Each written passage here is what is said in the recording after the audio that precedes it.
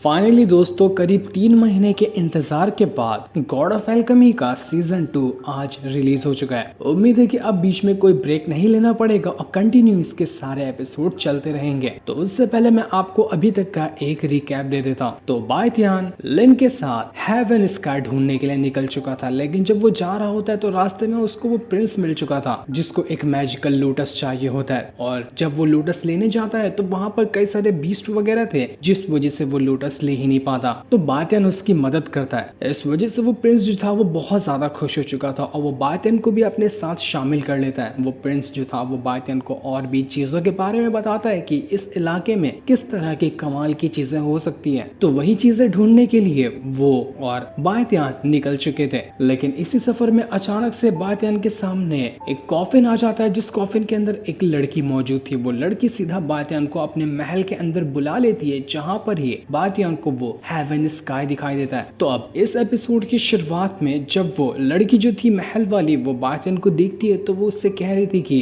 क्या तुम एम्परर सू हो? कितने दिनों बाद हमारी मुलाकात हो रही है, तुम कहाँ चले गए थे? तो बायथियान उससे कहता है कि नहीं, आपको गलतफहमी हुई है, मैं एम्परर सू बिल्कुल भी नहीं हूँ। दोस्तों एम्परर सू कोई और नहीं बल्कि बायथियान के ही एंसेस्टर थे जिनकी पावर बायथियान को मिली थी। और जब उस लड़की ने उस पावर को महसूस किया तो उस लड़की को लगा कि वो बायथियान के एंसेस्टर के साथ ही मिली है। सिमिलर से इसको फीलिंग आ रही थी। तो वो लड़की कहती है कि हाँ तुम एम्परर सू तो हो नहीं, लेकिन तुम्हारे अंदर से मुझे इतनी ज्यादा सिमिलर फीलिंग क्यों आ रही है? मानो कि तुम ही एम्परर सू हो जो मेरे सामने आकर खड़ा हो चुका है। क्योंकि उस लड़की को नहीं पता था कि एम्परर सू जिसकी तलाश में वो है उसी की सारी पावर तो बायथियान के पास है। तो सिमिलर सी फीलिंग आना तो जाहिर सी बात थी। वो लड़की बायथियान से कहती है कि तुम्हें पता है एम्परर सू ना अब इस दुनिया में नहीं रहे, क्योंकि मैंने उनको अपनी आंखों से जाते हुए देखा था। तो इस वजह से तुम भी एम्परर सू नहीं हो सकते। मुझसे गलती हो गई जो मैंने तुम्हें कोई और ही इंसान समझ लिया। बायथियान को भी काफी बुरा लगता है उस लड़की को इतना ज्यादा उदास और इमोशनल देखकर, लेकिन फिर भी वो उससे कहता है कि देखिए आपके इस महल के अंदर ना ये हेवनली स्काई रखा हुआ है और आप बुरा ना माने तो क्या मैं उसको ले सकता हूँ? क्योंकि मैं उसी को लेने के लिए यहाँ पर आया हुआ था। अगर वो मुझे मिल जाता ना तो बहुत अच्छी बात होती। तो वो लड़की कहती है कि अगर तुम्हारे अंदर ताकत है और तुम्हारे अंदर हिम्मत है कि तुम हेवनली स्काई को ले सकते हो तो बिल्कुल तुम उसे ले सकते हो, मैं तुम्हें बिल्कुल भी रोकने नहीं वाली।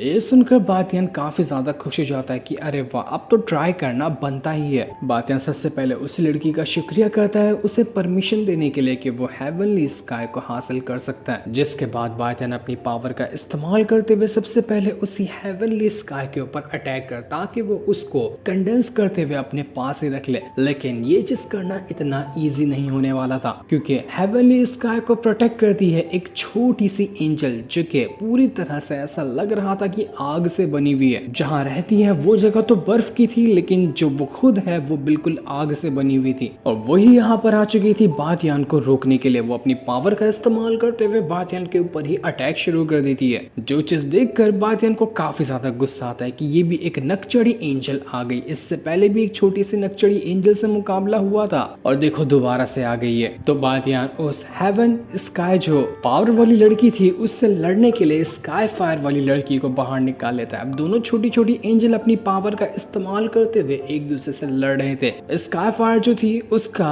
जो अटैक था वो बुरी तरह से बर्फ से बना हुआ था और हेवनली स्काई जो थी वो उसका जो अटैक था वो आग से बना हुआ था। जब दोनों अटैक यहाँ पर आपस में टकराने लग जाते हैं तो हेवनली स्काई एंजल जो थी उसका अटैक कमजोर होने लग जाता है और स्काई फायर एंजल ने उसको बहुत अच्छे से टक्कर दी थी। वो टक्कर क्या देती है उसको बहुत मारती भी है। हेवनली स्काई एंजल खुद को बचाने की कोशिश कर रही थी, लेकिन स्काई फायर एंजल तो उसका पीछा छोड़ने को तैयार ही नहीं होती। और जब यहाँ पर हेवनली स्काई एंजल कमजोर हो रही थी तो बायथियान भी अपनी पावर का इस्तेमाल करते हुए उसके ऊपर अटैक करना शुरू कर देता है। वो वहां पर एक आइस केज बना देता है ताकि उसके अंदर ही वो हेवनली स्काई एंजल को कैद कर सके। ये केज इतना ज्यादा स्ट्रॉन्ग था और कुछ ही सेकंड के अंदर बन गया था कि वो हेवनली स्काई वाली एंजल कुछ कर ही नहीं पाती। अब वो पूरी तरह से उस केज के अंदर जाकर फंस चुकी थी। जिसके बाद बायथियान अपनी पावर का इस्तेमाल करते हुए एक बर्फ का ऐसा अटैक उस हेवनली स्काई एंजल पे करता है कि वो बर्फ के अंदर ही जाकर जम जाती है। वो बिल्कुल पूरी तरह से अब शांत हो चुकी थी। जितना भी गुस्से में वो उछल रही थी सब कुछ शांत हो चुका था। और यही सबसे बेस्ट मौका लगता है बायथियान को उस हेवनली स्काई को अपने स्पिरिचुअल वर्ल्ड के अंदर डाल देने का। तो वो अपनी सारी की सारी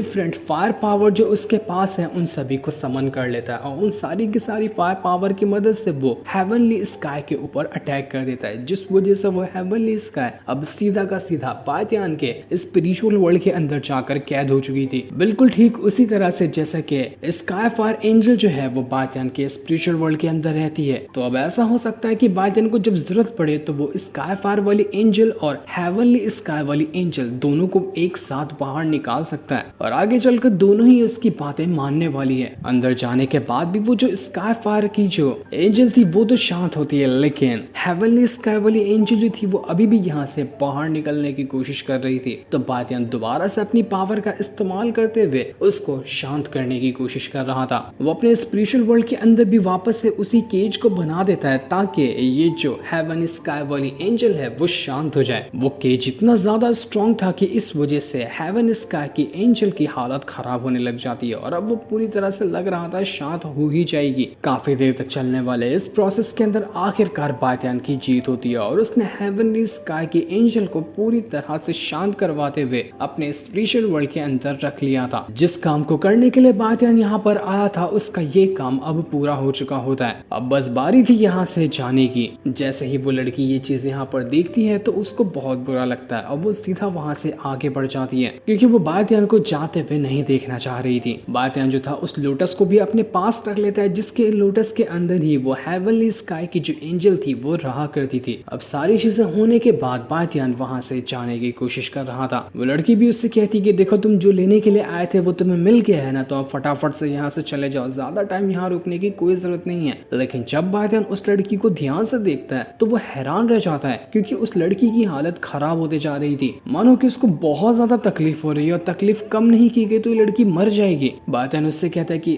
देखिए मैडम आप ठीक तो है ना, अगर ऐसे कुछ प्रॉब्लम है तो आप मुझे बता सकती है, मैं कोशिश करूंगा आपको ठीक करने की, क्योंकि आपको देखकर लग रहा है कि आपकी पावर कम होते जा रही है और आप कमजोर होते जा रही हो। जो सुनकर वो लड़की अपनी पावर को एक्टिवेट करते हुए बातियान से कहती कि मेरी बात एक बार में तुम्हें समझ नहीं आती है क्या, मैंने कहा ना तुमसे कि तुम यहाँ से चले जाओ, तो जाते क्यों नहीं हो, जाओ अभी यहाँ से। लेकिन जब इतना कहने के बाद वो लड़की अपनी हिम्मत की वजह से आगे बढ़ रही थी तो आखिरकार हिम्मत जवाब दे जाती है। अब वो वहीं पर गिरने वाली थी पर सही टाइम पे बातियान आकर उसको पकड़ लेता है और उसने उसको वहां पर बचा लिया था। बातियान अपनी पावर का इस्तेमाल करते हुए उस लड़की को ठीक करने की कोशिश कर रहा था कि आखिर इसके साथ प्रॉब्लम क्या है, लेकिन उसको पता चलता है कि एक बहुत ही मिस्टीरियस तरह का पॉइजन है जो कि इस लड़की के अंदर डाल दिया गया है। यही वजह है कि ये लड़की की हालत खराब होते जा रही है। जल्दी कुछ नहीं किया गया तो पक्का ये लड़की यहाँ पर मारी जाएगी। लेकिन वो जो लड़की थी वो यहाँ पर बातियान से कहती है कि देखो अपनी पावर को ना मुझ पर वेस्ट करके कोई मतलब नहीं है, तुम मुझ पे मत लगाओ अपनी पावर को, क्योंकि दुनिया की कोई ताकत मुझे ठीक नहीं कर सकती सिवाय लॉन्गेविटी पिल के। एक वही पिल है जो मुझे ठीक कर सकती है, वो भी किसी एरे गैरी की बनाई हुई नहीं बल्कि एम्पायर सू की बनाई हुई। उसके अलावा दुनिया का कोई भी चीज इस पॉइजन के असर को खत्म नहीं कर सकता और तुम तो एम्पायर सू हो ही नहीं, इसलिए तुम यहाँ से चले जाओ, तुम कोई चीज यहाँ पर नहीं कर सकते। लेकिन बातियान उस लड़की से कहता है कि देखिए मैं मानता हूँ कि मैं वो नहीं हूँ जो आप मुझे समझ रही हैं, लेकिन मैं इस चीज को एक बार कम से कम ट्राई तो कर सकता हूँ ना, क्या पता मैं लॉन्गेविटी पिल को बना दूं और वो यहाँ पर आपके पॉइजन का असर कम कर दे। मुझे नहीं लगता कि ट्राई करने में कोई भी परेशानी है, क्योंकि बातियान को पता था कि एम्पायर सू तो उसके ही एंसेस्टर है और उसके एंसेस्टर की सारी पावर उसको मिली है, तो उसी पावर के अंदर कोई ना कोई तरीका तो होगा जिसकी मदद से लॉन्गेविटी पिल को बनाया जा सकता है। तो बातियान तुरंत ही वहां पर एक एल्केमी फर्नेस बाहर निकाल लेता है और उसके अंदर वो फटाफट से हर्ब्स वगैरह डालकर लॉन्गेविटी पिल को बनाने की कोशिश कर रहा था। हर्ब्स वगैरह तो उसके पास थे ही, बस उनका परफेक्ट कॉम्बिनेशन चाहिए था और परफेक्ट पावर चाहिए थी जो कि बातियान के पास मौजूद है उस लॉन्गेविटी पिल को बनाने के लिए। जैसे ही वो लड़की बातियान को ये करते हुए देखती है वो हैरान रह जाती है कि बिल्कुल सेम वही मेथड है जो मेथड एम्पायर सू इस्तेमाल किया करते थे जब वो अपनी लॉन्गेविटी पिल बनाते थे। बातियान कहता तो है कि वो एम्पायर सू बिल्कुल भी नहीं है, लेकिन उसकी बहुत सारी चीजें इसके पास है। आखिर ऐसा कैसे पॉसिबल हो सकता है कि इंसान दूसरा लेकिन उसके अंदर पावर उसी इंसान की। बातियान पूरी शिद्दत के साथ और पूरी हिम्मत के साथ वो उस लॉन्गेविटी पिल को बनाने की कोशिश कर रहा था और जैसे जैसे वो लड़की बातियान को देख रही होती है उसको बातियान की जगह एम्पायर सू ही दिखाई देने लग जाता है। एम्पायर सू की झलक उसको बातियान के अंदर लग रही थी जब बातियान वो पिल को रेडी कर रहा होता है। तो बातियान यहाँ पर अपनी पावर का इस्तेमाल करते हुए उस पिल को रेडी करने की कोशिश कर रहा था, जो पिल भी बड़ी आसानी से तो रेडी नहीं होगी। उस पिल को रेडी करने के लिए भी एकदम प्योर यिन एनर्जी चाहिए। जब प्योर यिन एनर्जी मिलेगी उसके बाद ही उस लॉन्गेविटी पिल को बनाया जा सकता है। पर बातियान ऐसे हार तो नहीं मानने वाला था। जब यहाँ पर बातियान की थोड़ी थोड़ी पावर कम होने लग जाती है तो वो लड़की भी यहाँ पर अपनी पावर को एक्टिवेट कर लेती है और उस पावर को बातियान की पावर के साथ ही मर्ज कर देती है, ताकि जो बातियान यहाँ पर पिल को बनाने की कोशिश कर रहा है वो पिल और आसानी से यहाँ पर रेडी हो जाए। बातियान जब उस लड़की की पावर को देखता है तो वो कहता है कि मुझे भी ऐसा क्यों लग रहा है कि इस तरह की पावर को मैं पहले महसूस कर चुका हूँ। इस लड़की की भी पावर में बिल्कुल सिमिलर वाली फीलिंग है, क्योंकि बातियान भी उस लड़की को नहीं पहचान रहा था और वो लड़की भी बातियान को नहीं पहचान रही थी। लेकिन अगर बातियान के एंसेस्टर यहाँ पर होते तो सब लोग एक दूसरे को पहचान जाते कि किसका कौन से रिश्ते हैं और किसके साथ। वो लड़की बातियान से कहती है, मैंने जो यहाँ पर फॉर्मेशन बनाया है ना, उस फॉर्मेशन को कहते हैं 9 ट्विन सेल स्पिरिट फॉर्मेशन। ये फॉर्मेशन इस तरह से होता है कि ये तुम्हारी पावर को तो बढ़ाएगा, बल्कि जितनी भी बुरी ताकत होगी या फिर कुछ इस तरह की प्रॉब्लम होगी जो तुम्हें पिल बनाने से रोकने की कोशिश करे, उन सब चीजों को दूर भी रखेगा। मैंने अपनी पूरी जान लगाकर इस फॉर्मेशन को बनाया। अब आगे की चीजें तुम्हारे हाथों में ही है कि तुम इस पिल को अब पूरा कर पाते हो या नहीं कर पाते हो। इतना कहते साथ ही वो जो लड़की थी वो वहां पर बेहोश हो जाती है, क्योंकि अब उसकी हिम्मत जवाब दे चुकी थी और उसके अंदर ताकत नहीं बची थी कि वो दोबारा खड़ी हो सके। जो चीज देखकर बातियान घबरा जाता है तो वो दोबारा से जल्दी जल्दी अपनी पावर को बढ़ाना शुरू कर देता है ताकि वो उस पिल को रेडी कर सके, क्योंकि एक लॉन्गेविटी पिल ही सहारा थी उस लड़की की जान बचाने का। और काफी देर की मेहनत के बाद आखिरकार बातियान इस चीज में सफल हो चुका था। उसने लॉन्गेविटी पिल बना दिया होता है और वो जल्दी से जाकर उस लड़की को वो पिल खिला देता है। पिल का असर जैसे जैसे उस लड़की के शरीर में जा रहा था उस लड़की की हालत में सुधार आने लग जाता है और वो पूरी तरह से अब होश में आ रही थी। वो जैसे ही अपने सामने बातियान को देखती है उसको तो लगता ही नहीं कि उसके सामने बातियान खड़ा है। उसको लगता है कि उसके सामने एम्परर सू खड़ा है, जिसने अपनी पावर की मदद से उसके लिए लॉन्गेविटी पिल बनाया और उसको ठीक किया। वो एकदम जोर से ही बातियान को गले लगा लेती है। बातियान उससे कह रहा था कि देखिए आप मुझे अभी भी गलत समझ रही हैं, मैं वो इंसान नहीं हूँ, तो प्लीज थोड़ा चिपकिए ना मुझसे। लेकिन बातियान कुछ भी कहने वाला था इससे पहले वो लड़की उसका मुंह बंद कर देती कि नहीं, तुम्हें कुछ भी कहने की जरूरत नहीं है, बस जो मैं करती हूँ उसको तुम महसूस करो। इसके बाद वो लड़की बातियान के साथ क्लोज होने की कोशिश करती है। वो उसके साथ एक फिजिकल रिलेशनशिप बनाने की कोशिश कर रही थी, ये सोचते हुए कि वो एम्परर सू के साथ है। लेकिन बातियान की जो पावर थी वो उस लड़की को ये चीज करने देता ही नहीं और उस लड़की को वहीं पर रोक लेता है। जो चीज देखकर वो लड़की भी हैरान रह चुकी थी कि आखिर बातियान के अंदर इस तरह की कैसी पावर है जो इसने मुझे बातियान के साथ एक फिजिकल रिलेशनशिप बनाने से रोक दिया। सच में ये बातियान बहुत ही ज्यादा प्योर इंसान है, इसी वजह से ये चीज हो पाई है। वो बातियान के लिए बहुत ज्यादा खुश थी। जब बातियान को होश आता है तो वो थोड़ा सा डरा हुआ था कि कहीं यहाँ पर मेरी इज्जत तो नहीं लूट ली गई ना, मेरी इज्जत तो बाकी है ना। तो वो लड़की कहती कि बिल्कुल तुम्हारी इज्जत अभी तुम्हारे पास सही सलामत मौजूद है, तुमने यहाँ पर आकर मेरी जान बचाई है और मुझे मौत के मुंह से बाहर निकाला। ये एहसान मैं तुम्हारा कभी जिंदगी में नहीं भूलूंगी। भले से तुम एम्परर सू नहीं हो लेकिन तुमने काम वही वाला किया है, इसलिए अब मेरी तरफ से छोटा सा गिफ्ट है तुम्हारे लिए, इसे तुम एक्सेप्ट करो। ये जो मैं तुम्हें देने वाली हूँ ना, ये तुम्हारी स्पिरिचुअल पावर बढ़ाएगा और तुम्हारा जो